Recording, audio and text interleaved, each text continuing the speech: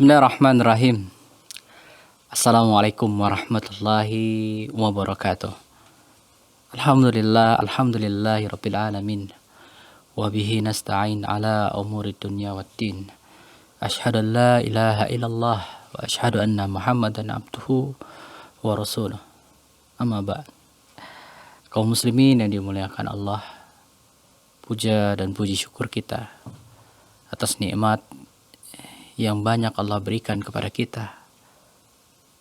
Ucapan alhamdulillah bi ni'matihi tatimmus shalihah, yang mana dengan banyaknya nikmat Allah berikan kepada kita, ditambah lagi dimudahkan bagi kita selalu dalam kebaikan. Ini merupakan nikmat di atas nikmat. Nikmat yang tidak ada seorang pun dari kita yang bisa memungkirinya. Yang kalaulah bukan karena nikmat yang Allah berikan kepada kita, maka mustahil, tidak mungkin kita masih bisa tetap dalam kebaikan, masih tetap bisa menjalani aktivitas kita seperti biasa, masih bisa terlebih lagi menuntut ilmu, yang itu diantara bukti Allah masih menginginkan kebaikan untuk kita. Berapa banyak orang, manusia yang ada di sekeliling kita, yang ada di sekitar kita, mereka mungkin tak kurang kesenangan dunia yang mereka dapatkan, kemewahan, harta yang berlimpah, bahkan mereka orang yang sehat. Namun mungkin juga mereka tidak sadar, ternyata ada nikmat yang besar yang hilang dari mereka. Kita mungkin pernah merasa iri, kita mungkin pernah merasa bertanya-tanya dalam hati, kenapa ya kok dia bisa dapat? Kenapa kesenangan, kebahagiaan, kekayaan itu berlimpah untuknya, padahal dia jauh dari ketaatan, jauh dari kata-kata orang yang saleh, jauh dari ibadah. Apakah kita sampai mempertanyakan tentang keadilan Allah? Apakah adil Allah memberikan kepadanya kekayaan dunianya, kemewahan, apa yang dia inginkan dia bisa dapatkan, padahal dia jauh dari ketaatan? Sedangkan kita merasa diri kita yang mungkin selalu mengerjakan sholat yang 5 waktu, menjauhi perkara yang Allah haramkan, namun hidup terasa ya pas-pasan, berat, dan banyak lagi masalah lainnya. Nah, disinilah menguji, liyabluwakum ayyukum ahsanu amala. Allah ingin tahu siapa di antara hambanya yang bisa sanggup tahan menerima cobaan ini. Cobaan yang menguji keimanan kepada Allah. Apakah kita istiqomah? Ataukah iman kita benar adanya? Karena Allah tidak membiarkan kita mengatakan bahwa diri kita orang yang beriman. Ayah subhanallah. Apakah engkau mengira ayyutraka, engkau akan dibiarkan ayyakula amanna, engkau mengatakan bahwasanya engkau beriman, wahum la yuftanun, padahal belum datang kepada mereka cobaan dari Allah, cobaan yang kiranya datang kepada para sahabat Nabi, yang mereka ada yang sampai ditusuk lembing kemaluannya hanya karena ingin mempertahankan imannya, ada yang dibelah dari kepala sampai kakinya, ada yang dihimpit dengan batu yang besar di bawah terik sinar matahari yang begitu panas. Ada yang mereka dimasukkan ke dalam penggorengan yang hanya keluar tinggal tulang belulang. Ada di antara mereka yang karena imannya kepada Allah harus kehilangan satu demi satu keluarganya. Nah, pertanyaannya, seberapa jauh, seberapa besar, seberapa banyak ujian itu telah menyapa kita. Kalaulah hanya sekedar kesulitan hidup, kemiskinan, kesempitan yang kita rasakan, maka kita malu berkaca dengan orang-orang terdahulu, malu berkaca dengan mereka yang luar biasa pengorbanan untuk keimanannya kepada Allah. Di sini bentuk atau sesuatu yang nyata adanya, inilah perniagaan kita, jual beli kita dengan Allah. Kalaulah kita tidak mempunyai suatu modal, bahan, barang, dagangan, maka apa yang mau kita jual kepada Allah? Kalaulah kita sudah ditawarkan ini modalmu, namun kita tidak mengelola modal tersebut, kita malah menjual dengan harga yang murah, hanya ingin mendapatkan segelintir dari kekayaan dunia, kesenangan dunia, maka betapa meruginya kita dalam berdagang. Pada jelas Allah katakan, wal akhiratu khairul laka minal ula. Sungguhnya bagimu jelas yang akhir itu lebih baik daripada yang awal. Maksudnya akhirat lebih baik daripada dunia. Bahkan dunia tidak ada apa-apanya dibandingkan dengan akhirat. Dikatakan dalam hadis lainnya, bagaikan seseorang yang mencelupkan jarinya ke samudra yang luas, kemudian diangkat jari tersebut. Hanya tetesan, itulah ibaratnya dunia dibandingkan dengan akhirat. Sangat jauh. Kalla summa alfu kalla. Maka jangan menjadi orang yang merugi, orang yang bakal menyesal dengan penyesalan tiada artinya. Kaum muslimin yang dimuliakan Allah, kita akan lanjutkan insyaallah setelah beberapa jeda berikut ini.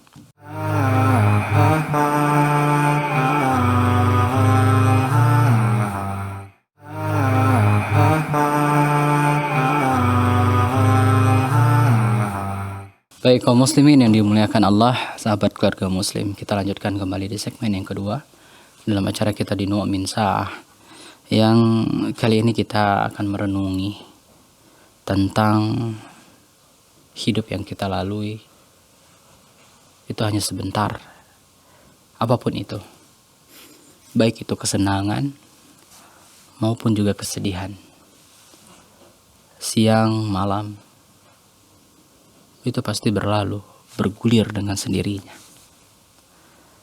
Ada kalanya langit itu cerah, kita bisa melihat di malam hari rembulan yang terang, bintang gemintang,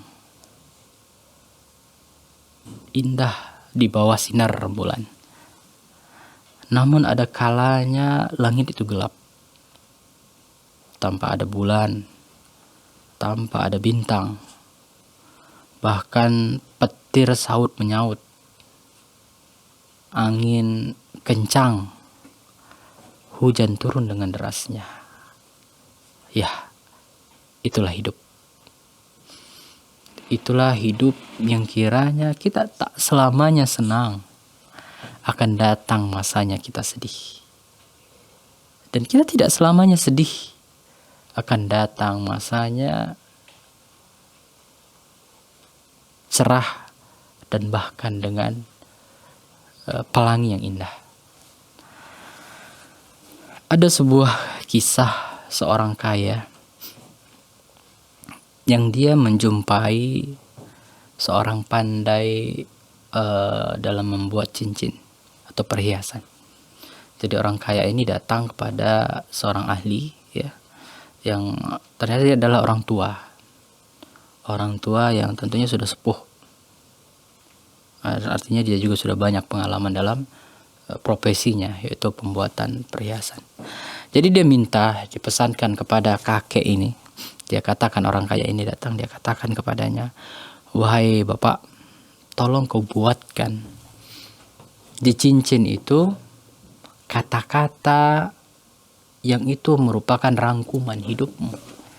Artinya karena dia lihat kakek ini sudah tua, artinya sudah banyak pengalaman yang dialami.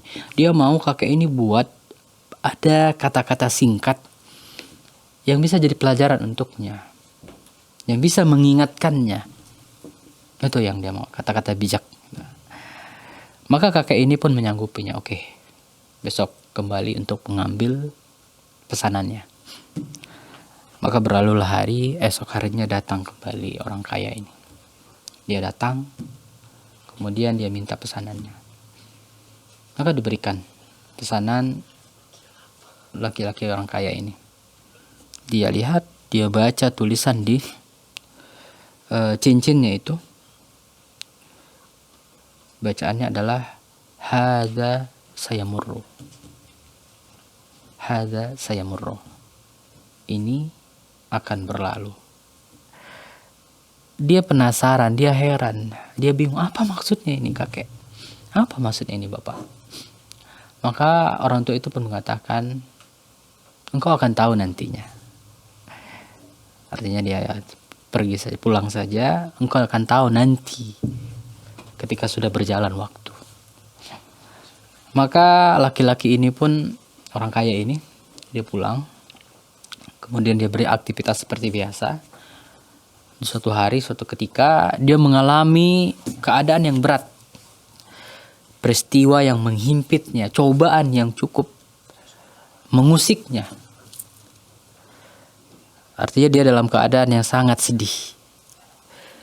Lalu waktu dia termenung, waktu dia memikirkan beratnya ujian yang dia hadapi, terlihat olehnya cincin itu. Dan terbaca olehnya bacaan dari cincin itu. Hadza sayamurru. Dia pun tersadar. Dia pun tersadar, dapat dia hikmah pelajaran dari cincin, perkataan dari cincin itu. Hadza sayamurru, ini akan berlalu. Akhirnya dia menjadi tenang. Akhirnya dia menjadi lebih dewasa lagi. Dia yakin, ya, musibah, ujian ini akan berlalu. Ini akan melewatinya. Karena dia yakin tidak ada badai yang tidak berlalu. Badai pasti berlalu.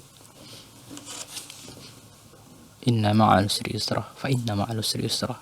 Dalam kesulitan ada kemudahan. Allah ulang lagi. Dalam kesulitan ada kemudahan. Tinggal bagaimana orang itu bisa menyikapi kesulitan yang dihadapi. Apakah bisa mendatangkan pahala untuknya, kebaikan yang banyak, atau malah sebaliknya sia-sia. Dia tidak dapat apapun, bahkan dia dapat kemurkaan dari Allah. Berlalulah hari, akhirnya dia bisa melewati ujian tersebut. Kemudian dia mendapati waktu di mana dia mendapatkan kebahagiaan yang luar biasa. Dia dapat kesenangan, bertambah hartanya, nikmat yang besar. Ketika dia lagi senang-senangnya menikmati kesenangan tersebut, terlihat lagi olehnya cincin tersebut. Terlihat bacaan hadza sayamurru. Ini akan berlalu. Dia pun tersadar. Lalu dia katakan, ya, ini akan berlalu. Akhirnya dia kurangi meluap-luapnya. Akhirnya dia sadar bahwasanya kesenangan yang dia dapatkan saat ini itu akan berlalu, akan berganti. Bagaimana kesenangan ini bisa mendatangkan kebaikan untuknya, yang membuat dia tidak lupa bahwasanya kesenangan ini hanya sementara. Kaum muslimin yang dimuliakan Allah, coba lihat bagaimana kata-kata yang singkat tersebut menjadi seolah-olah menjadi tamengnya, menjadi pengingatnya, wiqayah dari keburukan.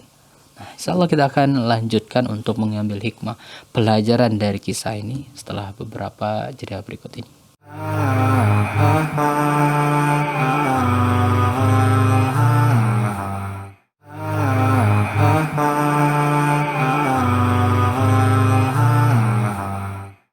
Ya baik, kaum muslimin yang dimuliakan Allah, sahabat keluarga muslim, kita lanjutkan di segmen yang terakhir, segmen yang ketiga di acara kita Nu'min Sa'ah. Kita akan mengambil pelajaran dari kisah yang tadinya kita bawakan, yang cukup penuh makna, yang mungkin bisa menjadi kalimat penenang bagi Anda yang mungkin saat ini dirundung kesedihan, atau juga pengingat bagi Anda yang mungkin lagi sangat senang-senangnya, bahagia-bahagianya.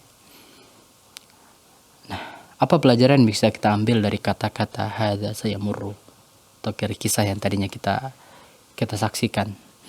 Ya mungkin juga nanti kita bisa membuat kalimat tersebut di tempat-tempat yang sering kita terlihat oleh kita.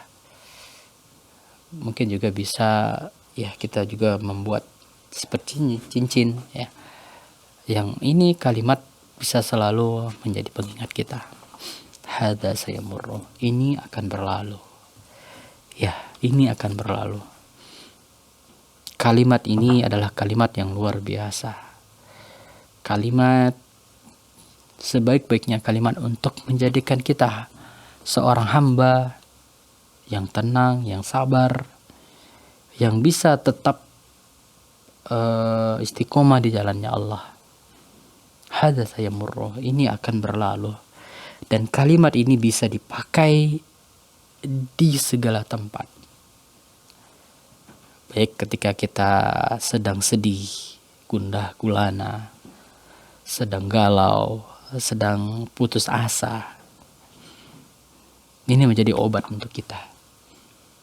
Karena dengannya kita yakin Allah itu Maha Pengasih. Allah selalu memperhatikan kita. Dan kita yakin dengan kalimat inna ma'al usri yusra, fa inna ma'al usri yusra, inna ma'al usri yusra. Kita yakin bahwasanya dalam kesulitan itu pasti ada kemudahan. Bahkan Allah ulang sampai 2 kali. Dan kita yakin tidak ada manusia yang terus skenario hidupnya dalam kesedihan. Yang ada itu silih berganti. Kalaupun ada masa sulitnya itu lebih panjang, maka ada masa dia akan merasakan kesenangan. Sebagaimana ada sebuah hadis yang lainnya, akan didatangkan nantinya orang yang paling sedih dalam hidupnya. Artinya tidak ada manusia yang paling sedih melebihi dia. Artinya hidupnya penuh dengan derita. Itu ya. Diambil ya, dicelupkan dengan sekali celupan ke dalam surga, kemudian dikeluarkan, lalu ditanya kepadanya, apa yang kau rasakan? Maka dia katakan, aku lupa kalau aku dulu pernah sedih, pernah merasa menderita, pernah merasa sengsara. Dia lupa hanya karena sekali celupan ke dalam surganya Allah. Sebaliknya ada orang yang dia mungkin hidupnya sering senang gitu. Artinya dari lahir dia selalu berkecukupan. Yang hampir jarang sekali dia mendapatkan kesulitan, kesusahan atau kesedihan. Dimasukkan dia ke dalam neraka sekali celupan. Kemudian ditanyakan kepadanya. Dia katakan dia lupa kalau dia pernah menjadi orang yang sangat bahagia. Karena apa? Itu menunjukkan saking dahsyatnya surga dan neraka. Saking luar biasanya dahsyatnya tadi surga dan neraka, sehingga bisa membuat seseorang lupa kalau dia dulu pernah sedih, pernah susah, pernah menderita dalam waktu panjang. Dan orang yang kaya, senang, bahagia tadi lupa kalau dia pernah senang dan bahagia. Nah, dari sini kaum muslimin yang dimuliakan Allah, maka ini menjadi pelajaran yang besar buat kita. Tetaplah sejuk di tempat yang panas. Artinya tetap kita merasa kalau diri kita tenang dan bisa menghadapinya. Walaupun di waktu yang, di tempat yang sekeliling kita panas. Orang-orang sudah pada panik, resah, gelisah dengan harga pangan sembako yang bernaikan. Yakin Allah memberikan rezeki, Allah yang memberikan. Kemudian tetaplah manis di tempat yang begitu pahit. Lalu tetaplah kecil, sederhana, rendah hati meskipun engkau telah menjadi besar. Artinya walaupun engkau telah menjadi orang yang terkenal, orang yang sukses, orang yang memiliki segala sesuatunya, tapi jangan lupa, tetaplah rendah hati, tetaplah bersahaja, sederhana, karena itu akan menyelamatkanmu, menyelamatkan dari keterpurukan, dari keterbelakangan nantinya, dari kehancuran. Jangan sampai engkau menjadi orang-orang yang dilupakan, orang-orang yang terlena dengan kesenangan yang kiranya itu adalah istidrajnya Allah kepada, lalu setelah itu Allah celakakan engkau. Tidak, kalah. Kemudian yang terakhir, tetaplah tenang di tengah badai yang paling hebat. Yakinlah hadza sayamurru. Yakinlah bahwasanya semua ini akan berlalu. Semua akan engkau lewati. Yang tersisa, yang tertinggal adalah pertanggungjawaban atas apa yang telah engkau lakukan di waktu susah, sedih, dan di waktu senangmu. Engkau akan ditanya, akan dihisap dengannya. Apakah engkau termasuk orang yang bersabar ketika Allah uji, dan bersyukur ketika Allah beri nikmat? Karena hanya dua ini kuncinya, sabar dan syukur. Ketika dua ini telah engkau miliki, maka engkau akan menjadi orang yang sukses. Sukses di dunia, juga nanti sukses di akhirat, insyaallah. Amin ya rabbal alamin. Baik kaum muslimin yang dimuliakan Allah, mudah-mudahan bermanfaat. Kita tutup dengan doa kafaratul majelis. Subhanakallahumma wa bihamdik, asyhadu an la ilaha illa anta, astaghfiruka wa atubu ilaik. Wassalamualaikum warahmatullahi wabarakatuh.